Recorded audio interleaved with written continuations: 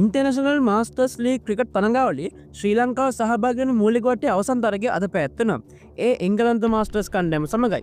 තරඟාවලියේ 13 වෙනි තරගය ලෙස රායපුර පිටියේ පැවැත්වෙන තරගයේ කාසිය වාසිය දෙනු ශ්‍රී ලංකා මාස්ටර්ස් කණ්ඩායමේ නායක කුමාර සංගක්කාර පළමුව පන්දුවට පාර දීමට එංගලන්තයට ආරාධනා කරනවා. ඒ අනුව ඔවුන් නියමිත පන්දුවර 20 අවසානයේ කල්ලු 5ක් දැවි ලකුණු 140ක් ලබා ගන්නවා. ඉසුරු උදානගේ විශිෂ්ට පන්දු රැකීම නිසා මේ වනට මුළු ලෝකෙම අවධානය ඔහු යොමු වෙලා තියෙනවා. සුරංග ලක්මාල් ලෙසින් යොමු කළ එංගලන්තයේ ඉනිමේ 20 වෙනි පන්දුවාරයේදී තමයි මේ සුවිශේෂී සිදුවීම සිදු වෙන්නේ. ලක්මාල් යොමු කළ 20 වෙනි පන්දුවාරයේ දෙවන පන්දුවේදී එංගලන්ත පිතිකරු ටොම් බ්‍රෙස්නන් විසින් වේගෙන් එල්ලගෙන ලද පහර උඩුගුණට ඇදී ගියේ.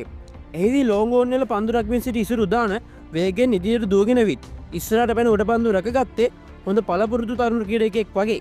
ඉසුරු උදාන කියන්නේ කොච්චර හොඳ පන්දු රකින්නේද කියලා කියන්න මීට වඩා උදාහරණ ඕන වෙන්නේ නැහැ.